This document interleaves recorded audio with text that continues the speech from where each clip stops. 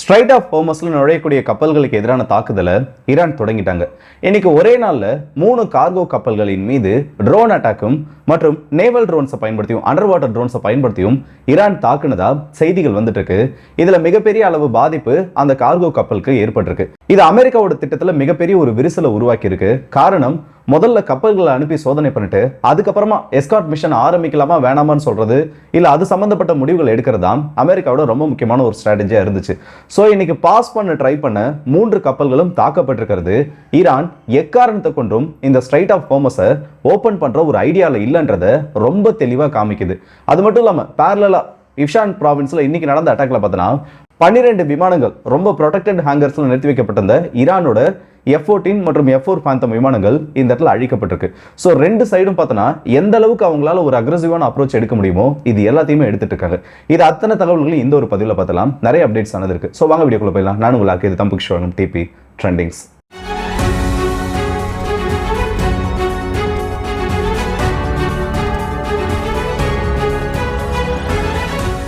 முதல் செய்தியா அமெரிக்கா கிட்ட இருந்து வந்திருக்கிறது என்னன்னா, கடல் கன்னி வெடிகளை ஈரான் இந்த ஸ்ட்ரைட் ஆஃப் ஹோர்மஸ் பகுதியில் அதிகமா யூஸ் பண்ண ஆரம்பிச்சிருக்காங்க. ஏன்னா இது சம்பந்தப்பட்ட ஒரு அறிவிப்பு சிபிஎஸ்ல வந்திருக்கு. அமெரிக்காவை கோட் பண்ணி வெள்ளை மாளிகையில இருந்து வந்திருக்கக்கூடிய ஒரு அறிவிப்புல என்ன சொல்லியிருக்காங்கன்னா, கடல் கன்னி வெடிகளை குறிப்பா சொல்லணும்னா இந்த அதிக பாதிப்பு கொடுக்கக்கூடிய செயின் டைப் கன்னி வெடிகள் இதை ஸ்ட்ரைட் ஆஃப் ஹோர்மஸ் பகுதியில குறைஞ்சபட்சம் 16 கப்பல்களை பயன்படுத்தி ஈரான் டெப்ளாய் பண்ண ஆரம்பிச்சதா சொல்லியிருக்காங்க.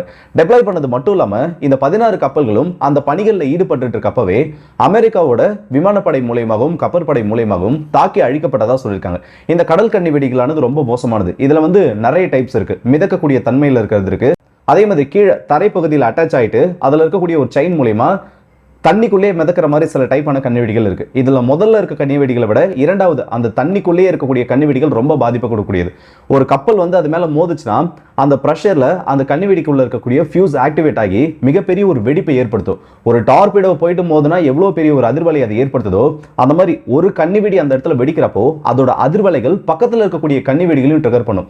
இதுல நிறைய கேட்டகரி இருக்கு. ஒன்னு நேரடியா போயிட்டு மோதுறது அப்போ வெடிக்கிறது, இன்னொன்னு அதிர்வலைகளை சென்ஸ் பண்ணா அது வெடிக்கிறதுன்னு சொல்லிட்டு ஒரே ஒரு கன்னிவெடி இக்னைட் ஆனா அந்த கப்பலை சுத்தி இருக்கக்கூடிய அத்தனையும் வெடிக்க ஆரம்பிச்சிடும். அந்த கப்பலை மூழ்க வைக்க ஆரம்பிக்கும். அந்த மாதிரி நேவல் மைன்ஸ்ன்றதை இப்ப ஈரான் டெப்ளாய் பண்ண ஆரம்பிச்சதா சொல்லியிருக்காங்க. இதை மட்டும் ஈரான் பண்ணி முடிச்சிட்டாங்கன்னா இதை கிளியர் பண்றதுக்கு பல மாசம் வரைக்கும் ஆகும்.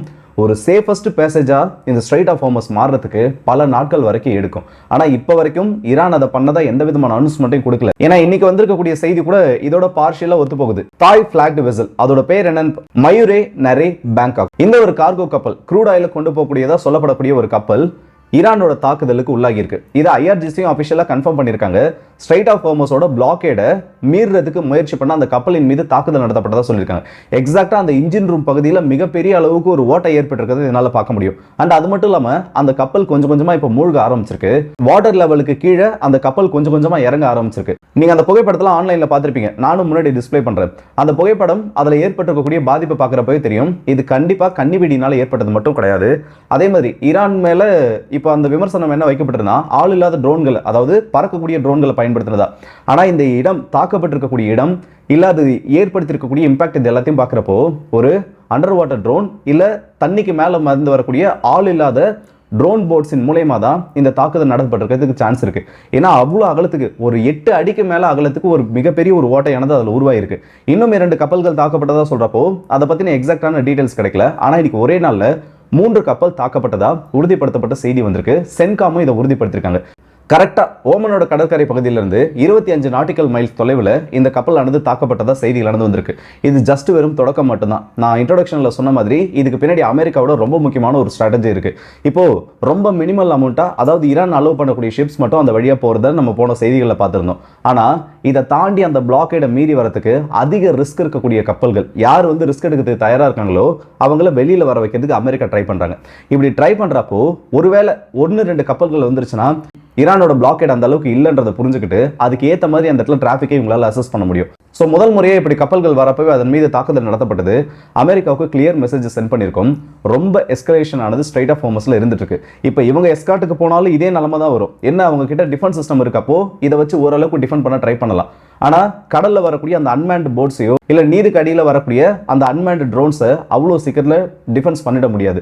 ஸோ பிரான்ஸோட போர்க்கப்பல்கள், அமெரிக்காவோட போர்க்கப்பல்கள் இந்த ஸ்ட்ரைட் ஆஃப் ஹோர்மஸ்குள்ள நுழைஞ்சாங்கன்னா ரொம்ப பெரிய ஒரு சிக்கலை அவங்க எதிர்கொள்ளத்துக்கு தயாராகணும். இது எல்லாமே ஜஸ்ட் வெறும் தொடக்கம் மட்டும்தான். பேரலா அப்படியே நம்ம இப்ஷான் ப்ராவின்ஸில் பார்த்தோன்னா அந்த நியூக்ளியர் ஃபெசிலிட்டியை சுற்றி இருக்கக்கூடிய பகுதிகளில் அமெரிக்காவும் இஸ்ரேலும் சேர்ந்து இன்னைக்கு கண்மூடித்தனமான தாக்குதலை நடத்தியிருக்காங்க. இப்ஷானில் ஒரு ஏர்போர்ட் ஆனது இருக்கு. அந்த ஏர்போர்ட்டில் சில பேசஞ்சர் விமானங்களும் ஈரான் கிட்ட இருக்கிறதுல கடைசியாக மிஞ்சிருக்கக்கூடிய சில F-14 டாம்கேட்ஸ் மற்றும் F-4 ஃபேந்தம் விமானங்களானது நிறுத்தி வைக்கப்பட்டிருக்கு. இதில் 12 விமானங்களானது நேற்று அழிக்கப்பட்டிருக்கு. அதுக்கான சேட்டலைட் இமேஜஸ் இன்னைக்கு வெளியில் வந்திருக்கு. சில இடங்களில் பார்த்தோன்னா கீழே பெயிண்ட் பண்ணி வச்சிருக்கக்கூடிய 3D பெயிண்டிங் மேலையும் அமெரிக்கா மற்றும் இஸ்ரேலோட படைகள் தாக்கியிருக்காங்க. ஆனால் இந்த ஒரு ஏர்போர்ட்டில் நடந்திருக்கக்கூடிய தாக்குதலில் மிகப்பெரிய அளவுக்கு இழப்பு ஏற்பட்டிருக்கு. ரொம்ப லிமிடெட் ஃபைட்டர் ஜெட்ஸை வச்சிருக்கக்கூடிய ஈரானுக்கு அந்த லிமிடெட் நம்பர்ஸை இன்னும் குறைக்கிற மாதிரி இந்த தாக்குதலானது அமைஞ்சிருக்கு. அதே நேரத்தில் பார்த்தீங்கன்னா துபாய் இன்டர்நேஷனல் ஏர்போர்ட்டுக்கு பக்கத்துலையும் ஈரானோட ஒரு மிசைல் அட்டாக் நடந்திருக்கு. இதில் வந்து 2 வெர்ஷன் சொல்றாங்க. ஒன்று என்னன்னா ஈரானோட ட்ரோன்கள் துபாய் இன்டர்நேஷனல் ஏர்போர்ட்டின் மீது மோதிருச்சுன்னு ஒரு வெர்ஷன் இருக்கு. ஃபர்ஸ்ட் அது என்னன்னு சொல்றேன். இப்படி உள்ள வந்த ட்ரோன்களை இன்டர்செப்ட் பண்ணதுக்கு ட்ரை பண்ணியிருக்காங்க. ஆனால் அதில் சில ட்ரோன்கள் 5 ட்ரோன்களுக்கு அதிகமாக வந்ததாக சொல்லப்படுது. அதில் ஒரு 2 ட்ரோன்கள் வரைக்கும் இன்டர்செப்ட் பண்ணப்பட்டு அதோட டெப்ரிஸ் மேற்கூரையின் மீது விழுந்ததாக சொல்றாங்க. மீதம் இருக்கக்கூடிய 3 ட்ரோன்கள், ஒரு ட்ரோன் ரன்வேக்கு பக்கத்துலையும் 2 ட்ரோன்கள் விமானம் நிறுத்தி வைக்கப்பட்டிருக்கக்கூடிய அந்த பார்க்கிங் ஏரியாவிலையும் விழுந்து வெடிச்சதா சொல்றாங்க. இது ஒன் வெர்ஷன். இன்னொரு வெர்ஷன் என்னன்னா 5 ட்ரோன்ஸையுமே சுட்டு வீழ்த்திட்டதா சொல்றாங்க. அப்படி சுட்டு வீழ்த்தப்பட்ட ட்ரோன்கள் அதோட பாகங்கள் விழுந்ததுனால அந்த ஏர்போர்ட்டோட மேற்கூரையின் மீது சில இடங்களில் தீ விபத்தானதும் பக்கத்தில் ஏரோப்ளைன்ஸை பார்க் பண்ணக்கூடிய இடத்துல ஒரு சின்ன ஒரு தீ விபத்தும் ஏற்பட்டதா சொல்லியிருக்காங்க. இது எப்படியோ துபாய் ஏர்போர்ட்டின் மீது ஈரான் அவங்களோட தாக்குதலை தொடர்ந்து நடத்திட்டு இருக்காங்க. ஸோ எந்த அளவுக்கு இந்த மிடில் ஈஸ்ட் கண்ட்ரிஸ் மேலே ப்ரெஷர் போட முடியுமோ அது எல்லாத்தையுமே ஈரான் இப்போ ட்ரை பண்ணிட்டு இருக்காங்க. காரணம் எல்லாரோட கான்சன்ட்ரேஷன்றதும் அடுத்து ஸ்ட்ரைட் ஆஃப் ஹோர்மஸை நோக்கி தான் வரும். ஏன்னா கத்தார் ஆல்ரெடி அவங்களோட கேஸ் ப்ரொடக்ஷனை குறைச்சிட்டாங்க. இன்னைக்கு இந்தியாவில் இருக்கக்கூடிய நிறைய பகுதிகள்லாம் பார்த்தோன்னா கிடைக்கிற இடத்துலலாம் வந்து அப்படியே பெரிய ஒரு லைன் நின்று இது எல்லாமே வந்து அந்த லாக்டவுன் டிமானிட்டைசேஷன் டைம் ஞாபகப்படுத்துது. ஏடிஎம் வாசலில் கியூ நின்ன மாதிரி ஒவ்வொரு கேஸ் ஏஜென்சிக்கு முன்னாடி கியூ நிற்கிறத பார்க்க முடியுது. அண்ட் இந்த IVRS ஹெல்ப்லைன் நம்பர் எல்லாமே டவுன் ஆயிடுச்சு. சப்போஸ் நீங்கள் ட்ரை பண்ணணும்னு நினைக்கிறீங்கன்னா நைட்டு ஒரு 12 இல்லை ஒரு மிட் நைட் டைமில் அந்த மாதிரி ட்ரை பண்ணி பாருங்க. ஏன்னா அப்போ தான் வந்து சில பேருக்கு லைன் கிடைக்கிறதா சொல்கிறாங்க.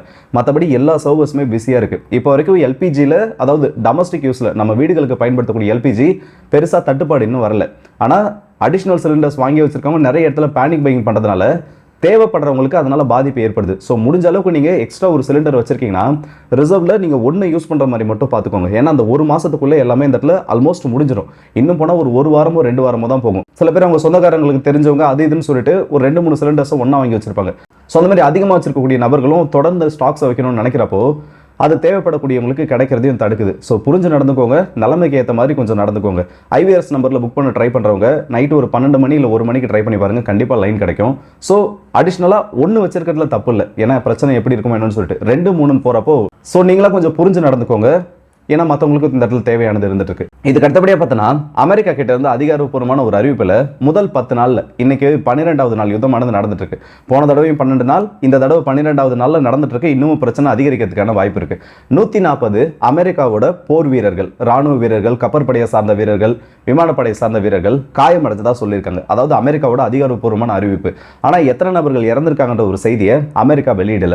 140ன்னு சொல்லக்கூடியது அமெரிக்காவே இந்த இடத்துல ஒத்துட்டு இருக்காங்க. இல்லை அதை பற்றின கவுன்சில் வெளியில் விடுறாங்கன்னா கண்டிப்பாக இதை விட டபுள் மடங்கு பாதிப்படைஞ்சிருக்கிறதுக்கான வாய்ப்பு இருக்கு. குறிப்பாக அல்வுடைட் பேஸில் மினிமம் 200 நபர்களையாவது நாங்கள் காயப்படுத்திருப்போம். அதில் சில நபர்கள் ரொம்ப அதிகமான இன்ஜுரியை சஸ்டெயின் பண்ணியிருக்கிறதுக்கான சான்ஸ் இருக்குன்னு IRGC ஒரு கிளைம் வச்சிருக்காங்க. அதுக்கு ஏற்ற மாதிரி அந்த இடத்துல பாதிப்பும் அதிகம். சில இடத்துல வந்து சவுதியில் இருக்கக்கூடிய பேஸ் எல்லாம் அமெரிக்காவோட சோல்ஜர்ஸ் கேப்சர் பண்ணுறப்போ வெறும் சில மீட்டர்கள் தான், ஒரு 15 to 20 மீட்டர் தொலைவில் ஒரு ஈரானோட பாலிஸ்டிக் மிசைல் கீழே விழுற இம்பாக்டை பார்க்க முடியும். அதே மாதிரி அந்த பேஸில் நிறைய இடத்துல பாதிப்புகள் ஏற்பட்டிருக்கு. அப்படி இருக்கப்போ இந்த கேஷுவாலிட்டிஸோட கவுண்ட் அதிகரிக்கிறதுக்கான சான்சஸ் எல்லாமே இருந்திருக்கு. அமெரிக்காவை பொறுத்த வரைக்கும் என்னன்னா ரொம்ப நாளைக்கு இதை டிஸ்க்ளோஸ் பண்ண மாட்டாங்க. இன்னொரு 2-3 வருஷம் கழிச்சு யாருன்னா இதுக்காக கேஸை போட்டு அப்போ இந்த கவுண்ட்ஸ் வெளியில் வந்தால் தான் உண்டு. ஸோ பெரிய ஒரு பாதிப்பு ஈரானுக்கு எப்படி ஏற்பட்டு இருக்கோ அதே அளவுக்கு இழப்பு அமெரிக்காவுக்கும் அமெரிக்காவோட அசட்ஸுக்கும் இந்த இடத்துல ஏற்பட்டிருக்கு. ஆனால் அதை பற்றின செய்திகளை நமக்கு வெளியில் கிடைக்கிறது மட்டும் தான் இந்த இடத்துல ரொம்ப கம்மியாக கிடைச்சிட்டு இருக்கு. காரணம் அவ்வளோ மீடியாஸும் இந்த இடத்துல சென்சார் பண்ணப்பட்டு வச்சிருக்கு. ஸோ இந்த வீடியோ பற்றி உங்களோட கருத்துக்களை மறக்காம கமெண்ட் செக்ஷனில் சொல்லுங்க. ஸ்ட்ரைட் ஆஃப் ஹோர்மஸில் ஈரான் அவங்களோட ஃபர்ஸ்ட் ஸ்ட்ரைக்கை பண்ண ஆரம்பிச்சிட்டாங்க. போர்க்கப்பல்கள் இந்த இடத்துல வந்தாலும் இதே மாதிரி ஒரு நிலைமை தான் இந்த இடத்துல கொண்டு வந்துவிடும். ஸோ இதை பற்றின உங்களோட கருத்துக்கள், இந்த ஈரான் யுத்தம் நிற்கணும்னா ப்ராக்டிக்கலாக ஒரு வழி, அது உங்களுக்கு என்ன தோணுதுன்றதை மறக்காம கமெண்ட்ஸில் சொல்லுங்கள். ஸோ அடுத்த வீடியோஸ் இப்போ மதுரை விடைபெறுது உங்கள் RK.